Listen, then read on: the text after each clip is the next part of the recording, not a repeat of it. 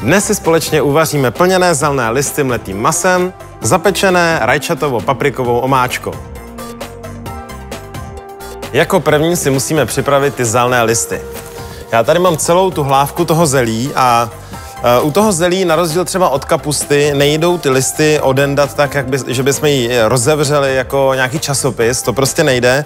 Musíme je blanžírovat postupně, takže celou tu hlávku vkládáme do té vroucí vody. Tady se nám vaří voda. Já vyříznu ten košťál. Opatrně. Ono v podstatě stačí naříznout ty první vrstvy těch listů. Tak, košťál. No a teď už jednoduše vkládám to zelí do té vody. Musím vždycky z obou stran, aby ten zelený list šel nejenom dobře sloupnout, ale aby se i trochu uvařil, protože pokud by nebyl měkký, tak by se nám potom to mleté maso do toho listu velice špatně balilo. Postupně takhle blanžírujeme to zelí, až získáme dostatečné množství těch zelených listů na to, abychom udělali tolik porcí, kolik potřebujeme. Tak, tady vidíme, jak se ty listy začínají pomalu odlupovat. Ještě jednou otočíme. Buďte vždy velice opatrní, abyste se nespálili, protože samozřejmě ono to zelí je poměrně velké a těžké a vytlačuje docela velké množství té vody ven.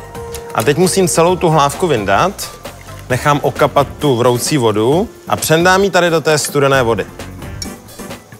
Pokaždé se podaří odloupnout tak 1 až 2 listy a to zelí opět ponořím do té vroucí vody.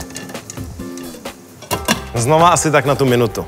Tak a vidíte, tady máme už takové zblanžírované, polouvařené zelené listy, které vyndáme. A zatímco se nám ta hlávka zase blanžíruje, můžu ten zelený list vyndat, vykrojím tady ten košťál a ty zelené listy si takhle rozložím na utěrku a osuším je, abychom tam neměli zbytečně velké množství vody.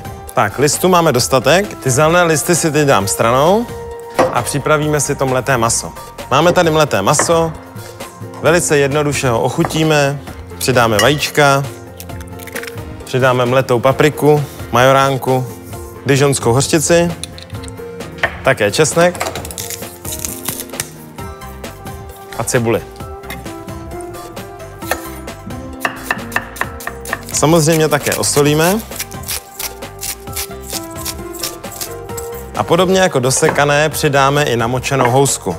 Vyždímeme přebytečnou vodu nebo mléko, přidáme k masu a dobře propracujeme. Ještě než se pustíme do balení těch zelených závitků, připravíme si takovou papriko-rajčatovou omáčku. Do základu dáme cibulku a česnek, krátce orestujeme, okořeníme, lehce zaprášíme paprikou a přidáme sekaná rajčata. Přidáme trochu vývaru a necháme pomalu provářet, v podstatě tak dlouho, dokud nebudeme mít hotové ty naše závitky. Na ty závitky už tady máme připravené zelí, které nám trochu proschlo, takže se nám s ním bude dobře pracovat. Máme samozřejmě i to mleté maso a postupujeme velice jednoduše. Na každý ten zelený list dáme porci mletého masa. Nejprve uzavřeme takhle ze strany a potom jednoduše zatočíme. Takhle hotové plněné listy vkládáme tady do té zapékací misky. Může to být samozřejmě i nějaký pekáček. A takhle postupujeme tak dlouho, dokud nenaplníme všechny listy a nespotřebujeme veškeré to maso. Takhle připravené závitky přeliju to omáčkou.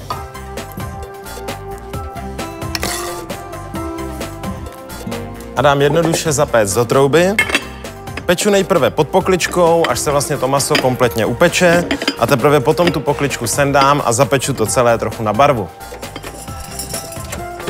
Pečeme při nějakých 170 až 180 stupních zhruba 3/4 hodiny. A než je vyndáme z trouby, tak si ještě připravíme přílohu. Já jsem tady mezi tím uvařil brambory, protože mně přišlo, že ta nejlepší příloha tady k těm plněným, zapečeným zeleným listům budou jednoduše krásně čerstvé vařené petrželové brambory, prohozené na másle. Nasekám čerstvou petrželku a přímo z té vody k máslu přidám ty vařené brambory. Samozřejmě taky trochu osolíme. Necháme, aby se nám ty brambory hezky obalily tím máslem i těmi bylinkami a můžeme servírovat. No a teď už přijde ta nejpříjemnější část tady toho dnešního vaření. Jdeme si pro výsledek našeho snažení do trouby. Tak já bych řekl, že to vypadá opravdu krásně. Jak vidíte, ty listy se krásně zatáhly, ze zhora máme trošku takovou křupavou krustu. Ze spoda vidíte tady v té skleněné zapékací misce, jak se nám to všechno pěkně uvařilo, spojilo. Samozřejmě to maso natáhne i tu chuť té omáčky, takže se to celé pěkně propojí. No a nakonec už si tady do misky dáme akorát ty brambory. A věřím, že si tady na tom relativně tradičním jídle určitě pochutnáte. Děkuji vám za pozornost a budu se těšit na další vaření s vámi.